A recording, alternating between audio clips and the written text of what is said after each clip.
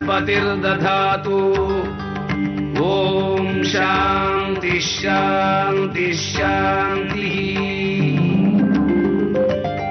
ஓம் அக்னேனக சுபதாராஜ அஸ்மான் விஸ்வானி தேவ வயுனானி வித்வான் யுயோத்யஸ்பத்ஜுஹுரானமேனோ பூயிஷ்டாந்தே நம புக்திம் விதேமா.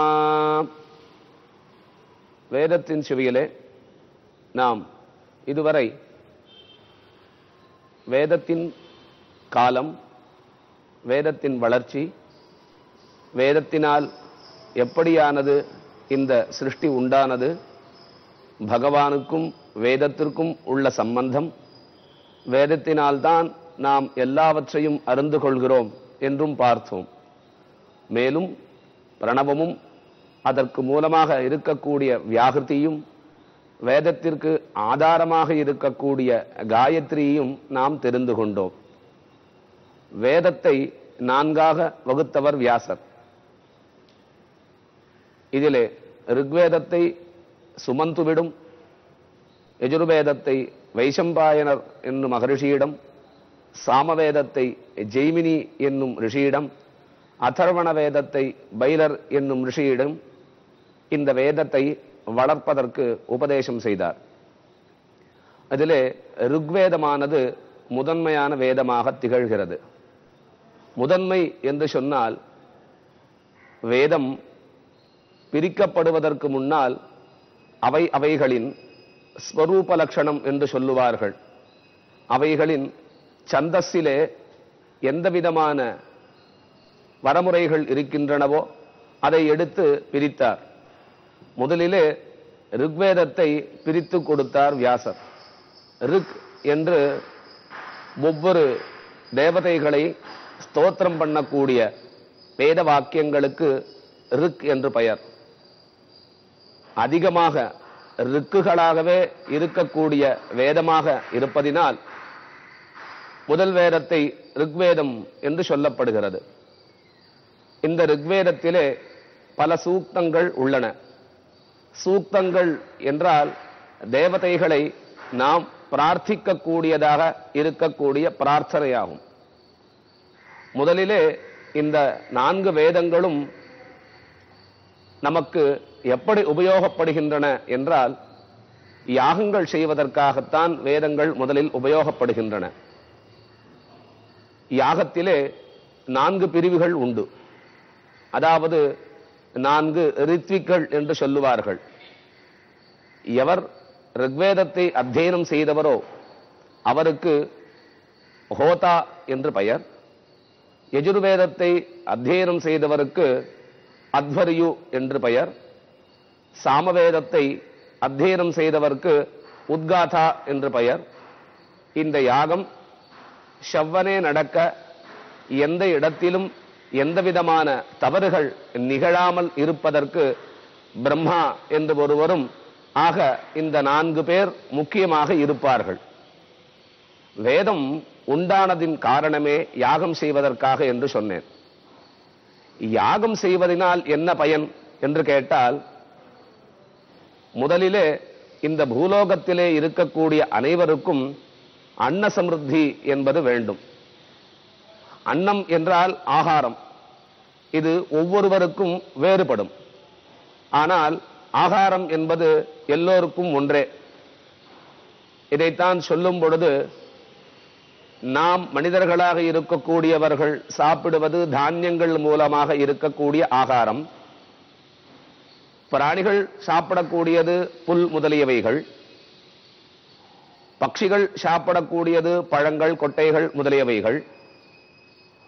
தேவானாம் ஆஜ்யமாகாரம், தேவர்களுக்கு நெய்யே ஆகாரமாக சொல்லப்படுகிறது.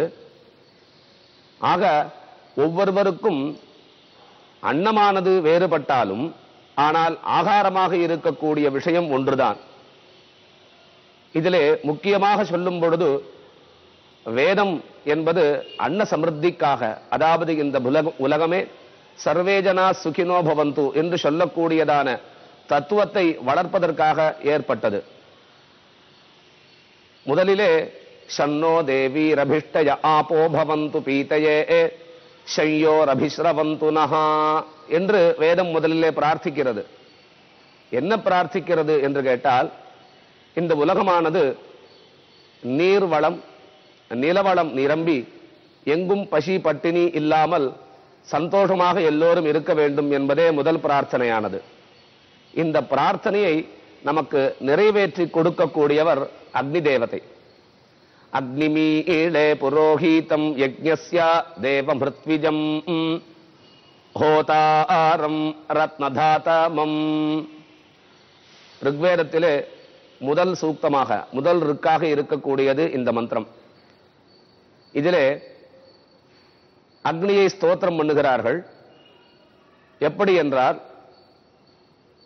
முதலிலே புரோகிதராக இருக்கக்கூடியவரும், புரோகிதா என்றால் முன்னாலே ஹிதத்தை சொல்லக்கூடியவர் என்று பொருள்.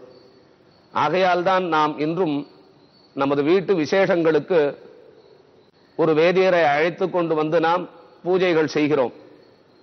அவர் என்ன சொல்கிறார்?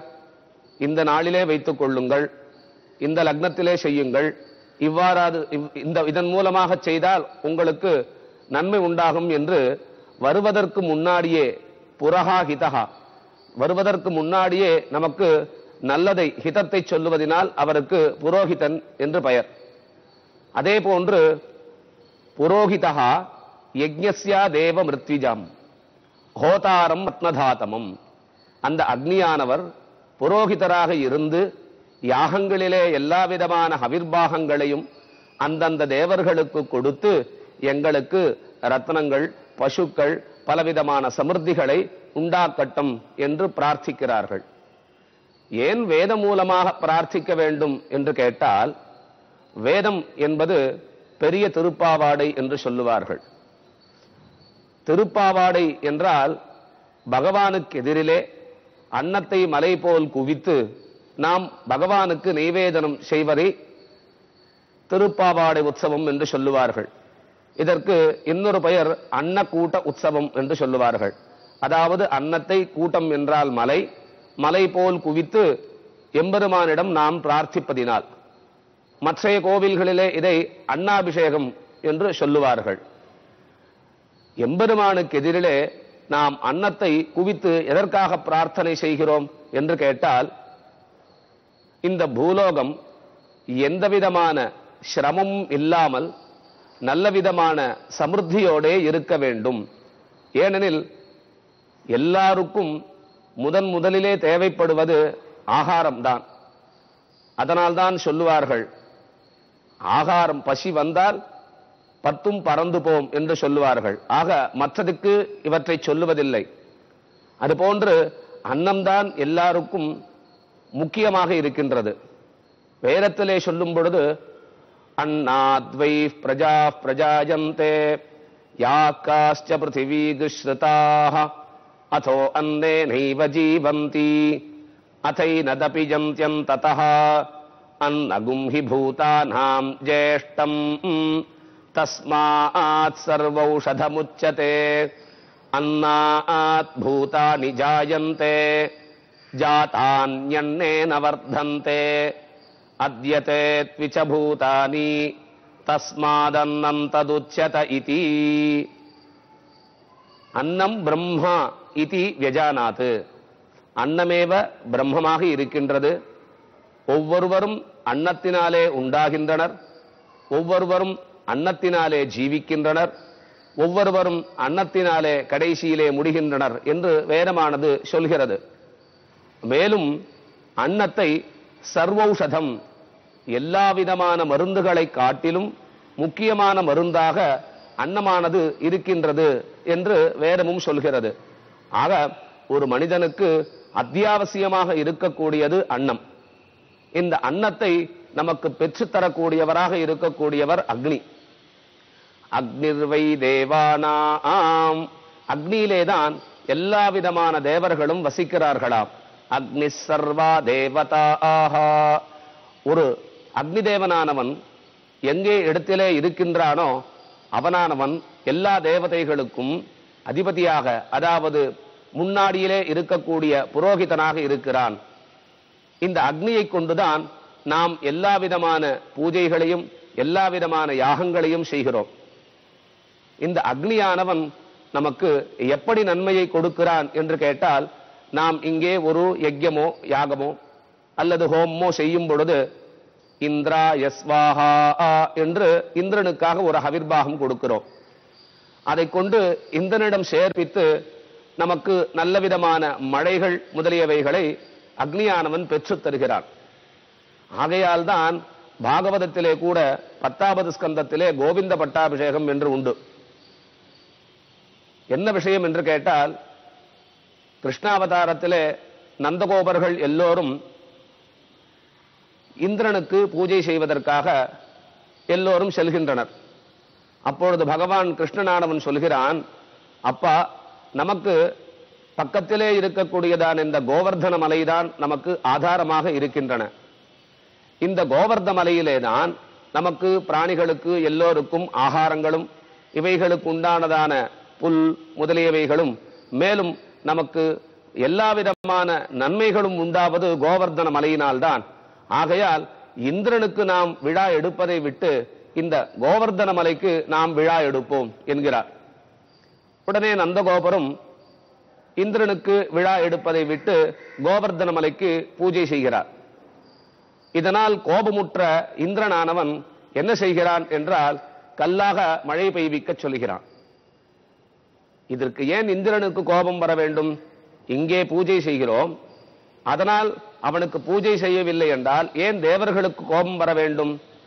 ஏனென்றால் பூலோகத்திலே இருக்கக்கூடிய நாம் அனைவரும் பூஜைகள் செய்தால்தான் தேவலோகத்தில் இருப்பவர்களுக்கு எல்லோருக்கும் ஆகாரமானது கிடைக்கும். ஆகையால் தான் ஆழ்வார்கள் நிலத்தேவர் என்று சொல்லுவார்கள். காரணம் ஏனெனில், தேவர்களுக்கு நாம் இங்கே செய்யக்கூடிய பூஜைகள் யாகங்கள் ஹோமங்கள் மூலமாகத்தான் ஆகாரம். இந்த ஆகாரம் அவர்களுக்கு தடைப்பட்டால் நம்மீது கோபம் வருகிறது. அசுரர்கள் கூட முதலிலே தேவர்களுடன் சண்டை போடுவதற்கு முன்னால் என்ன செய்வர் என்று கேட்டால், எங்கெங்கெல்லாம் முனிவர்கள் யாகங்கள் யஜ்யங்கள் செய்கிறார்களோ அவற்றை முதலிலே தடுப்பார்கள். ஏனெனில் மந்திரத்தின் மூலமாகத்தான் தேவர்களுக்கு பலமானது ஏற்படுகிறது. இவர்களை தடுத்தால் இவர்கள் கொடுக்கக்கூடியதான ஹவிர்பாகம் என்று சொல்லக்கூடிய ஆகாரம் தேவர்களுக்கு கிடைக்காது. தேவர்களுக்கு ஆகாரம் கிடைக்கவில்லை எனில் அவர்களுக்கு பலமானது குன்றிவிடும். ஆக பலம் இல்லாதவர்களை சீக்கிரமாக ஜெயித்து விடலாம். ஆகையால் தான் தேவானாம் ஆஜ்யமாகாரம் என்பதை போன்று இந்திரனுக்கு தன்னுடைய ஆகாரம் தடைப்பட்டதினால் வந்த கோபத்திலே நந்தகோபருடைய பூஜையை தடை செய்கிறான். எப்படி என்றால், கல்மாரி பொழிகின்றான். மழையானது ஒரு நாள் 2 நாள் அல்ல, 7 நாட்கள் விடாமல் கல்மழையாக பொழிகின்றது. அப்பொழுது பகவான் என்ன செய்தான்? தன்னுடைய விரலினாலே அந்த கோவர்தன மலையை கொடையாக எடுத்து கொச்சக்குடையாக பிடித்தான். அதைத்தான் ஆழ்வார் சொல்லுவார், அட்டு குவிசோற்று பருப்பதமும் தயிர் வாவியும் நெய்யளவும் பொட்டத்துற்று மாறி பகை புணர்த்த பொறுமா கடல் வண்ணன் பொருத்தமலை பட்டத்தடங்கன் மடமான் கன்றினை வலைவாய் பற்றி கொண்டு குரமகளிர் கொட்ட தலைப்பால் கொடுத்து வளர்க்கும் கோவர்த்தனம் என்னும் கொச்சக்குடையே என்று அந்த கோவர்தன மலையை மங்களாசாசனம் செய்கிறார். பெரியாழ்வார் இதை அழகாக சொல்லுகிறார். இந்த கோவர்த்தன என்னும் கொற்றக்குடையை பிடித்ததினால் அவனுக்கு கோவிந்தன் என்ற திருநாமம். அந்த கோவிந்தனுடைய திருநாம பட்டாபிஷேகத்தை நாளை பார்ப்போம்.